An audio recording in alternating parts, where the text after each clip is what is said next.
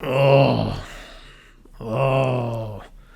Take a vacation, they said. It'll be good for you. Get a haircut. You know what doesn't take a vacation? Indie games on the Eshop. Like, you blink and there's 20 more games. You go away for 3 weeks, there's 100 games. I'm going to be real with you guys. It's going to be a long episode. So grab some of your special juice. Make yourself comfortable, because we're going to go through all of them, and you're going to want maybe 5 of them. Let's do it. Alright, starting us off, we got Path to Minimus. Screw it. Run, little girl, run. I don't know where you're running, but keep on running. This looks like a pretty cleverly designed puzzle game with some Sonic Lost World inspiration. Alright, what have we here? My time at Porsche. Well, isn't this cute? This is a farming simulator. So it's a life sim game to live out a life far more interesting than your own. More Final Fantasy games from the era of good Final Fantasy games.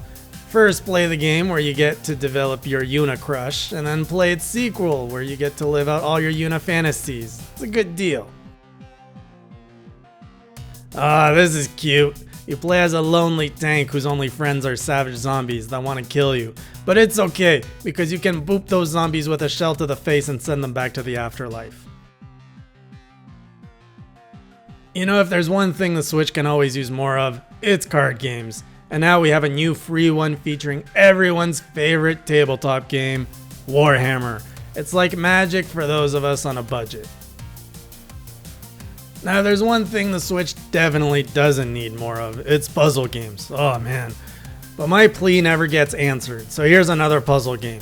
Light up all the tiles and steal things, you filthy thief. Here's a nice little store game for you nerds. It's a thrilling mystery sci-fi adventure game based in the 60s. You've probably already picked this up, or at least picked up on this game's hype. It's legit. Kill people with a katana, reverse time if you die, wrap it up with an intriguing story, guaranteed good time. Now here's a little indie game that doesn't get enough attention. Alright, so it's a 2D platformer, but with like a lot of bosses, and you run around with a splitting headache because your head is filled with milk. Go figure. You have to avoid enemies from sucking on your straw and stealing your milk. At least I think that's the point of the game. Alright, now for a dose of waifus. So in this game, it's some kind of adventure game based in Tokyo where real life and game life collide in some crazy stuff. I don't know, it's Japanese. We're gonna have a lot more arcade archives than usual this show, but here's our first, which is the legendary Samurai Shodown V. It's a classic fighter. Can you imagine being that gamer who only downloads fighters on their Switch? I'd love to see someone play them all and evaluate them all in one go. That's not for me though. This looks a tad like Balloon Fight. You bounce your helicopter around hazards and collect humans. Let's go, next. Now for a strategy game. Run around the map, collect resources, build stuff, conquer the world, just like real life. Alright, this time we run a cafeteria, you shove food in these whiners' faces, make some money and get rich. There's a lot of crazy shit going on here. In Hell is Other Demons. As you may have guessed, it's a kill everything in an arcade-like shooter. If that last game was a little too intense, here's a nice relaxing game known as Sudoku. Unlike Solitaire, I can get behind some Sudoku. Now for another match 3 type game, except this time themed with some Halloween stuff. Is there really that much demand for match 3 games? Like, come on.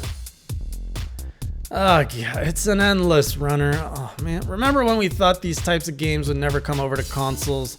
Oh, how naive we were. It's another strategy game, but this one is themed around the jungle and underwater settings. Maybe I should just start binning all the zombie games together and go through them in one go. So what's the twist on this one? Well, you see, you focus on survival elements of resource scavenging, it seems. Yeah, it's typical zombie stuff. Oh, I forgot this one was out, but anyways, it's the weakest of Konami's 3 collections they're releasing, in my opinion. This one comes with arcade classics from the 80s. Seriously, I think you can collect the entirety of the arcade era games on your Switch now. It's ridiculous. Now we've got a puzzle adventure game in which you're a demon hunter. So this definitely has an audience somewhere out there. Guys, sit down. They made a sequel to Croc's World, can you believe it? Oh, you're all sleeping on this series. Oh boy, this looks way too hard, and I don't appreciate having my butthole clenched so tightly for a whole gaming session. But hey, if you don't mind the tight bum, maybe you'll want to dabble in this one. And I'm not talking about my bum. Oh, what the hell is this? Reminds me of weird Flash games I play in high school. So it's a 2D brawler, but the screen doesn't move, and you're a psycho combat pig. Alright, here's a budget FIFA title if you can't afford the real deal. And now, a budget racing bike game, which honestly, it doesn't look too bad, and it supports motion controls if you're into that. In this game, screw being good. You're a bitch of a witch who wants more power, and that's all that matters. Also, plays like a 3D shoot 'em up. This game self-describes as simple but hard, and plays like an isometric top-down adventure game. Honestly, looks pretty good. I've always appreciated how simple and relaxing any kind of simulator game plays out. In this one, you work with construction machines and build stuff, or destroy if you kind of suck. I won't tell you how to do your job. Ding Dong XL, eh? Somebody's projecting. So it's another one of those one-button type games where you try to break stuff. Oh, this looks like those Rock'em Sock'em robots, but thrown into a terrible 3D fighting game. This really doesn't look like it plays well at all. Oh boy, another fighting game. And in this one there's like a serious amount of gore. Like probably more gore than fighting. Also, if you're looking for boobies, your princess is in another castle. This game is all about the blood, not the boobs. This game's been getting a lot of praise. It's like Skyrim, except you haven't played it yet. It's pretty smart for indies to tackle the first-person shooter genre, with all the AAA studios avoiding the Switch like the plague with their shooters. This one is set in the 80s, with Russia as being the bad guys. It's a good time. This is the first time I hear about this 2D platformer, and it seems to have some pretty solid controls. I mean, it's got that whole Shovel Knight flair going in a really good way. Next up is good old point-and-click adventure set in a vast garbage dump, and I'm not talking about my home. Work your way to win the heart of a girl and leave your junk behind. Nope. Leave the junk behind. That's phrasing there. And if you want something a little more homey, there's Theater Tales, which recreates your childhood stories through puppet theater. Yay, more puzzles. Do you feel the excitement? Alright, except the twist in this one is you play as Death and try to kill people through natural causes. Honestly, that's kind of messed up. I guess you can make anything a game nowadays. It's not a party unless it's a panty party. So what's a waifu game if you took out all the waifus? Well, it would just be panties.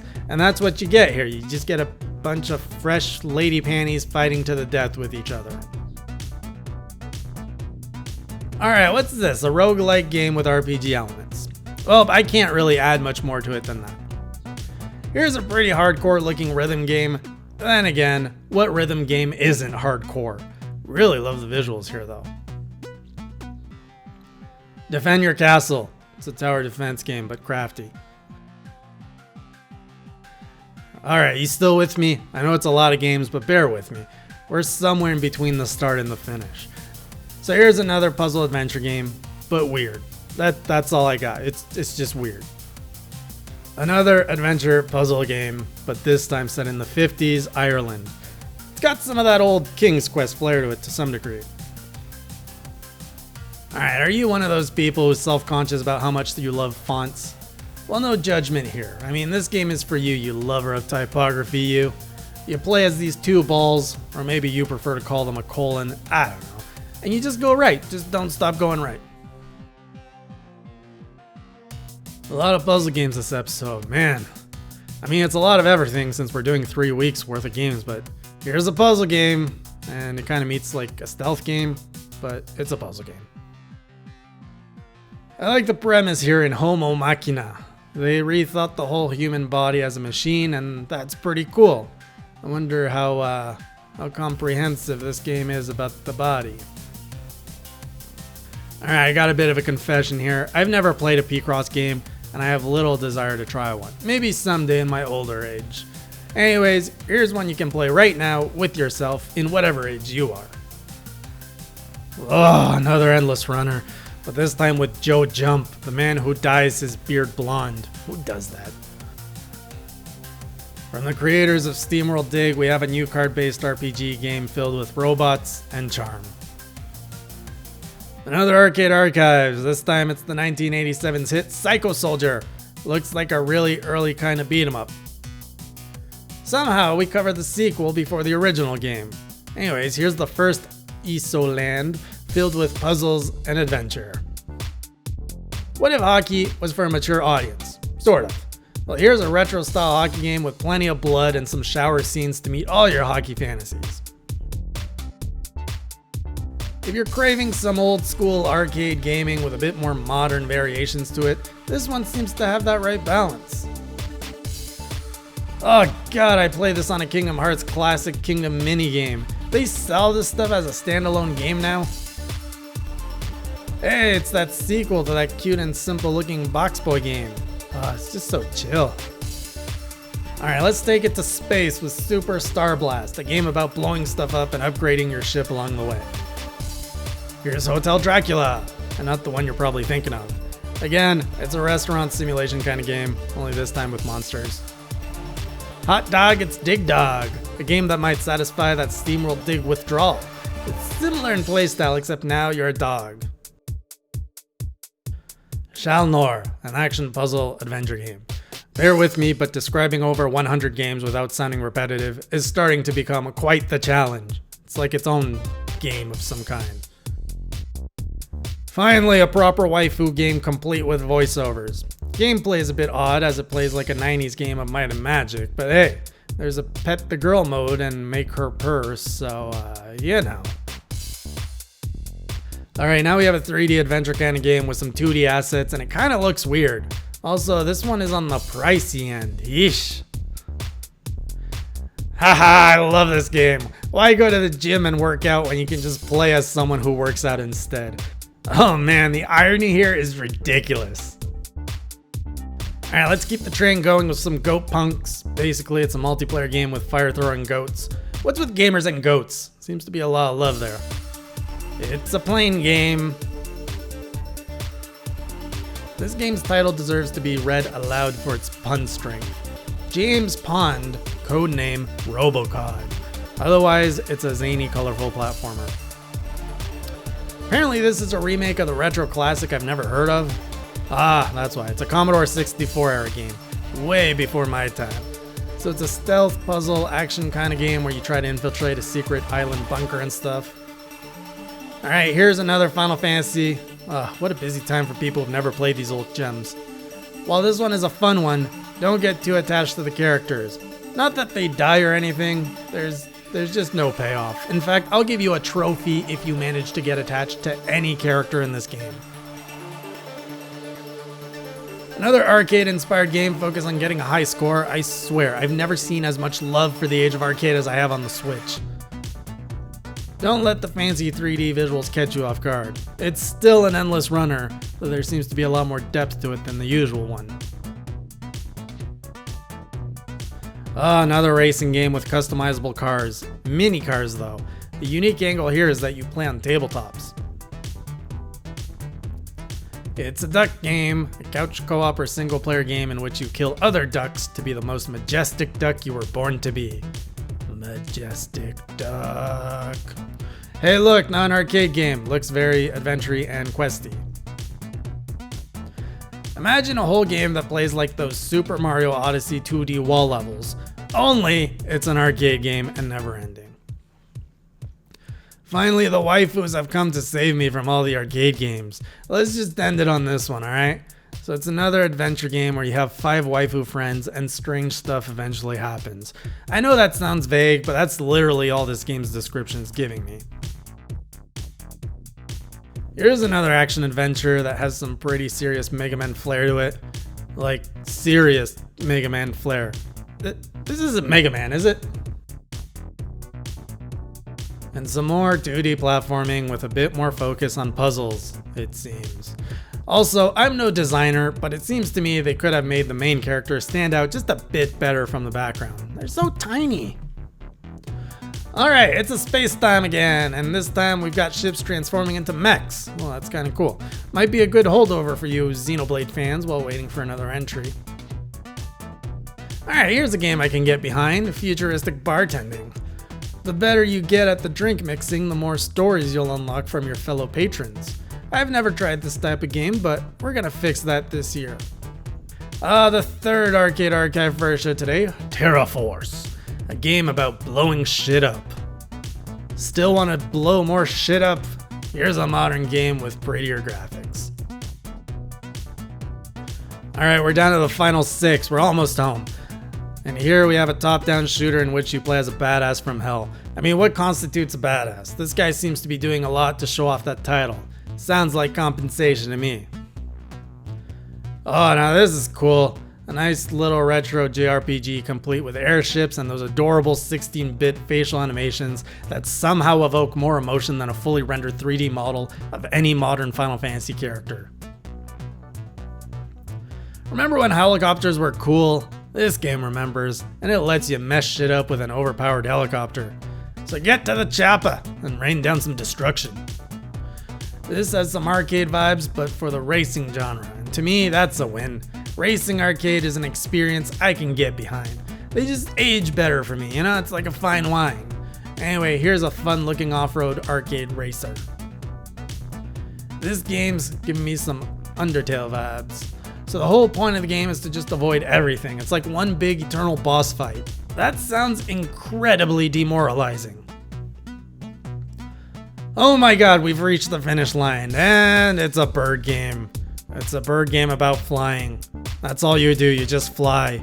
You fly and you don't die. Oh, that's some good life advice right there. Alright, I need to take a vacation from my post-vacation now. Oh, let's never do that again, alright? That was so many games. I'll see you guys next week with a shorter episode, like way shorter. Thanks for sticking through this ordeal with me. Until next time, keep it classy.